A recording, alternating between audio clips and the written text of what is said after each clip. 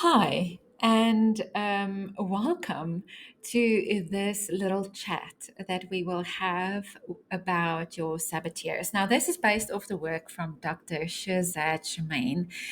He has studied and he has written so beautifully in his book called The Positive Intelligence about saboteurs. And I absolutely adore this book. A disclaimer of this is that I do not work with Dr. Shazad, nor have I studied his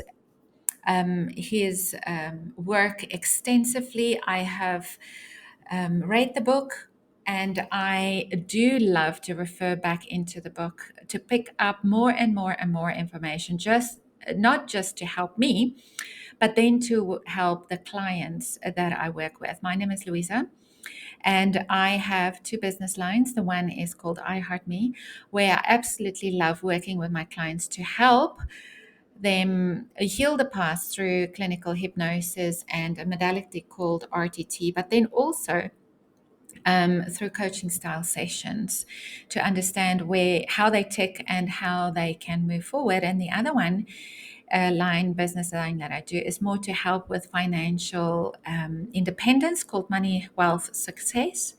And within Money Wealth Success, it's more teaching digital marketing in order to help you become more financially independent. And all in all, my basic purpose here is just to help you be you, only a little better, isn't it? A bit better every time, which counts because little by little it becomes a lot. So within this, we will very briefly, as a disclaimer, just go over the information. If you know what works against you, then you know what to do with it and how to address it. So that's just the idea of this little video. And my hope and my dream and my desire is that you find something of immense value within this.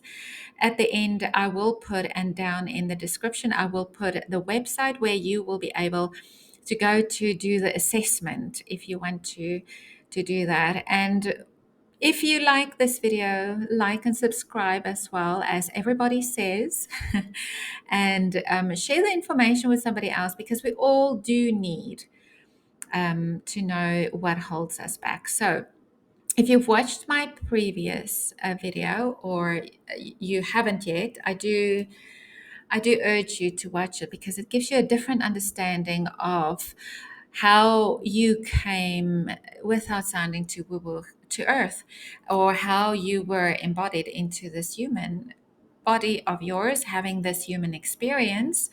And not to scare you off too much, but I do explain it in the previous video. So you will hear me refer to like your spirit self, which is sort of the same as Dr. Shirzad explains in his book. So now to head forward,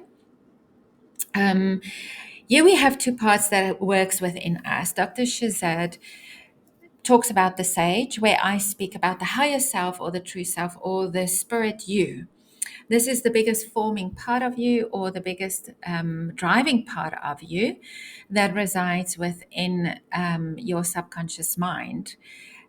These are viewpoints of me. It's not to say that it is viewpoints of the world, but we all see the world in our own unique, beautiful way. And so we have, on the flip side of that, we have these saboteurs. There are 9 of them. Initially, they came in because they thought they have a massive purpose into helping you to survive in this world, because the biggest rule of the mind, which there are quite a few, but the biggest rule of the mind is really to move you towards what is safety and to keep you safe. This is both in your body, because you're not just going to jump off a place, or you're going to touch a hot plate. This is purely also emotionally, to help you emotionally. And the saboteurs normally came in because they thought they're going to help you to survive. As we move along in age, they sometimes do hold us back, and they sometimes do hurt us. So again, this is just an overview, just to give you a taste, or to dip your toes into knowing of them. I would urge you to either get the book. It is available on Amazon, and or then to go to his website in order to get more information about that. So let's jump into all these saboteurs. I have them in order.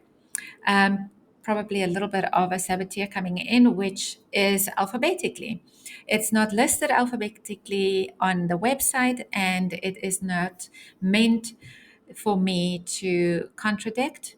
However, it's just easy for me to keep track of all the ones that I've put down. So, the first one that we will discuss in here is called the avoider. Now, the avoider basically strives to focus only on the things that is happy and positive.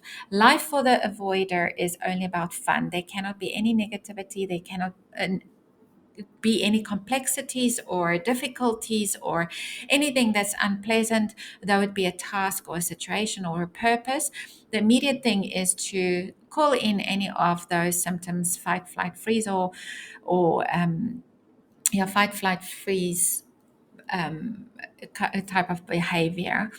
This avoider can come in either having a happy childhood, where it might have been that you learned that you you weren't really taught how to deal with difficult situations. So it was a good and happy childhood, but once anything was negative, like you were angry or you were frustrated or you were throwing stuff around, that was no-nos, and then it was proved that you weren't allowed to be those feelings. So the voider comes in and was taught or teaches you that only fun things, only good things, only everything else that is not negative is good. In a difficult childhood, where the avoider could have come in, is that you were always being the peacemaker. Even harder avoider if it was both a happy childhood, but you weren't you weren't allowed to feel the negative feelings. And in my previous in the other episode, the story of you, I would say that there are so many feelings that we feel, about 34,000 of them. And two-thirds of these feelings that we could feel is negative, because our mind is negativity biased to get us away from difficult situations. So, in a childhood where you were faced with difficult situations but always acted as the peacemaker, and you learned that you couldn't add more tension to yourself or to the family surroundings or the family itself, then the avoider would definitely come about to come and protect you. The next one is called the controller. The controller is the one who always needs to be in charge, always the one that is forthcoming, always is the one that is in for um, to take charge of the situation. Um, it can be either of a person in the situation or the situation self. There's always like, no, no, no, do it this way. No, no, no, no. Get upset, get anxious, get impatient when they feel like they're out of control. That's when the controller comes in quite hard and fast to protect. The controller takes charge, especially when, as a child, you were forced to grow up very quickly. You were the one that looked after everybody else, had to take logical decisions, and were reprimanded if you did something wrong, which wasn't part of your capability as a child. It also happened maybe that you had to take charge of difficult situations, people, or the surroundings too early in your life, maybe taking care of a sibling or maybe taking care of a parental figure. You made the decision then to never ever be in a vulnerable situation, because that situation can be associated with either hurt, rejection, or betrayal. And this created a fear within that you will never ever be controlled by others ever again. Um, the next saboteur is called the pleaser. The pleaser is the super uber nice one, always helping, always out to give a beautiful compliment to somebody, make them feel good, rescuing situations, doing something against their will, pleasing people. It's basically just to help themselves to feel that they are accepted and that their own needs is met no matter what they need to do. Like they will do something beyond what they feel they want to do just because they want to feel part, of a group, or they're being accepted, and then afterwards being super resentful of themselves for saying yes where they meant no, or doing it when they didn't want to. It all came about because love was kind of like a conditional thing, where when you did something for somebody else, you feel that they will accept you. If you attended to others' needs more than yours, you were complimented about it, or you were trained that other people is more important than you are. And it might have been that the belief in you is that love is earned.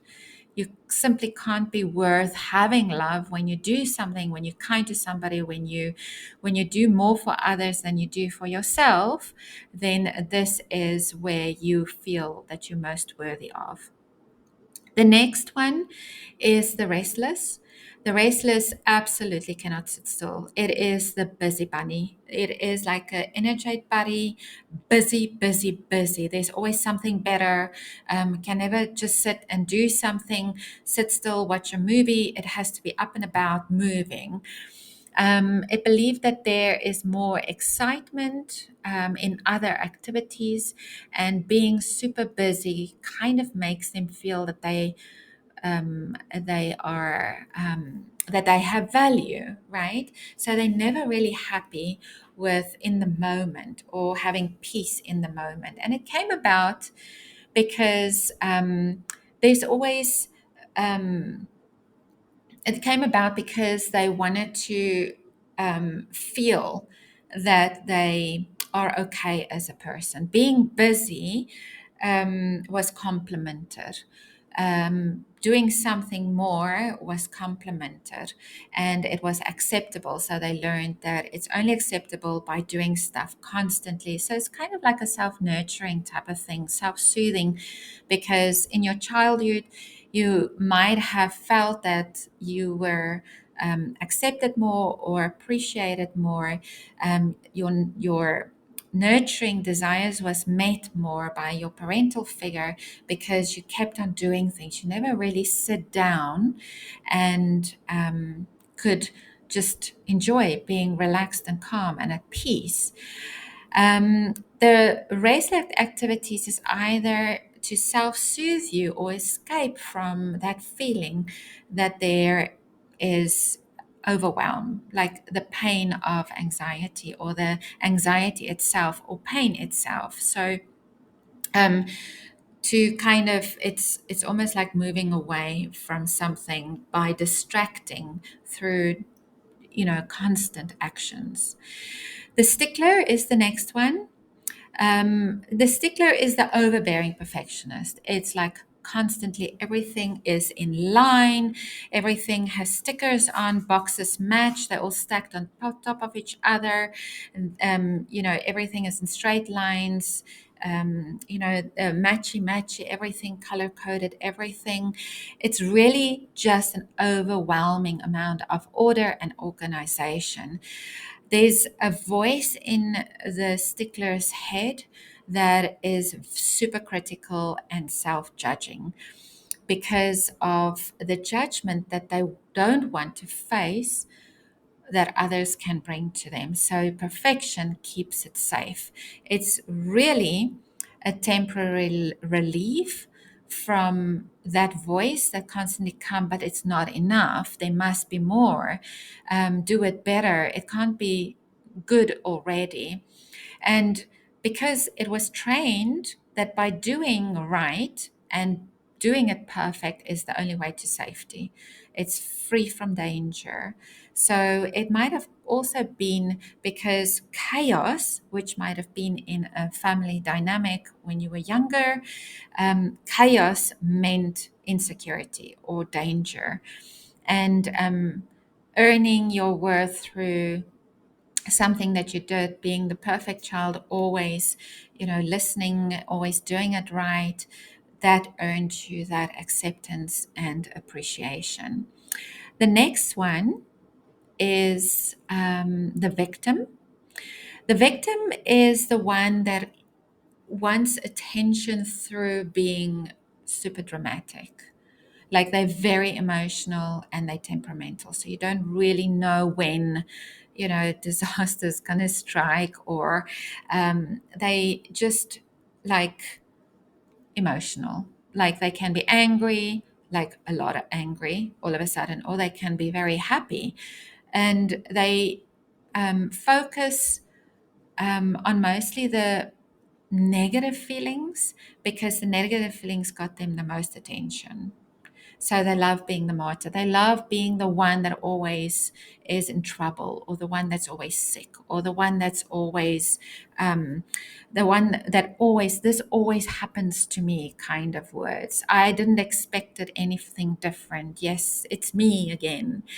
Um, it's the times when they got felt and seen in their childhood, or they felt they were seen and heard, in their childhood when they were sick, or when something went wrong, or they forgot something and they could over dramatize it, and then all of a sudden people jump. So it's kind of like a learned behavior. This is where they felt the best accepted, because if it is that they felt like they don't matter, that's when the victim will, the victim saboteur will come out, even in adult life. So playing the victim actually forced the people around them to give them attention. So being moody kind of gave them, and still gives them, if the victim is the big saboteur with, or the first saboteur, or the strongest saboteur, it will give them this false sense that they are alive. And then because people notice them, they accept them, or they give them attention. Then we have three hypers. The hyperachiever is the one that always needs to do the competitions, the one that needs to bring in the medal, the certificate, the bring in the prize money, or have to bring in the biggest of, this is where they feel respected, where they feel self-validated, because this performance and achievement that they give can never be enough, but it gives them kind of a sense of belonging when they do it, when they succeed.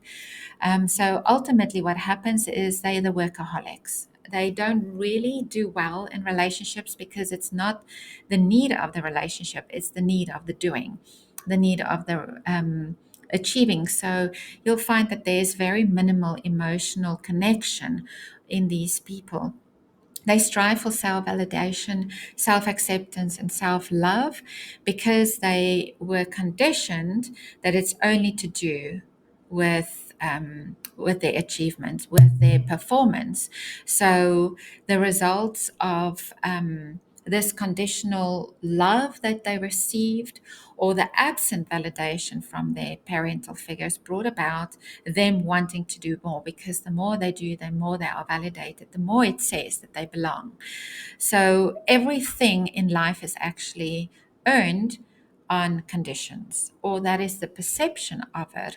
So once they achieve, or they play by the rules, or they have phenomenal manners, they're with kind of like the perfect child together with the perfectionist, then on those conditions only do they feel that they belong, that they are validated, and then the acceptance is here, and then they feel that love. So the hyper rational is the next one. The hyper rational is super obsessed about focusing on things that make sense. Everything needs to make sense. It must be rational, otherwise there's no meaning to it. These people can be seen as very cold, distant, and intellectually arrogant. They also want to argue that their way is the right way, and it came about that when there was chaos in their childhood, or perhaps when there was instabilities through emotional developments, the rational reasoning, or the logic reasoning of everything, saved the day. So perhaps there was a lot of arguments, or there was a lot of chaos, then the hyper rational saboteur will come in and say, like, okay, wait, I read on Google that this and this and this is the right thing, or this will say this. We have to do it this way because it makes sense. They feel super intellectually superior because of their sense of logic. And then this brings security to them because the smartest person in the room basically gets them attention. Wow, ooh, you're so smart, you're so amazing. Go ask this and this person. So then they learn that the only praise that comes to them and that makes them feel worthy is that when they are this intellectual, this logic and everything that makes sense around them is just being rational. The hypervigilant is the last one of this line of all the saboteurs, or the hypervigilant. The hypervigilant is the one that's always feeling that something can happen. There's negative in something. They can't just see the thing as it is. They always call for something that can go wrong. They are very anxious type of people, and they focus on the should've, could've, would've's. The rest and peace and calm really comes very, very difficult to them because they cannot focus on the in the moment type of thing. They always like to think about the stuff on the other side that can go wrong. Now, this is not a bad thing, really, in some sense that you see everything, but in the hypervigilant, seeing more the negative stuff, this is where it's hurtful to have the hypervigilant as the saboteur, or the main saboteur, really. This came about when the environment in the home growing up as a child wasn't safe. They didn't feel safe to be around their parental figures. It might have been abuse. It might have been a very emotionally unstable parent of some sort. It could have been maybe the environment, around the house as well, like a dangerous area or so on, that basically stimulated the hypervigilant saboteur to come out because it needs to always be on the lookout. Remember, we are kept safe by our mind and our thinking and our emotions. So it really says that whenever things were unpredictable and unreliable, nothing can be trusted. Anything of the unexpected can happen. It can be super painful, and that is unsafe and threatening. So get out. Think of everything around, that can go wrong, because then you can kind of predict it. And then they will always say, I knew this would have happened. I knew I shouldn't have gone there. I knew this. I knew this.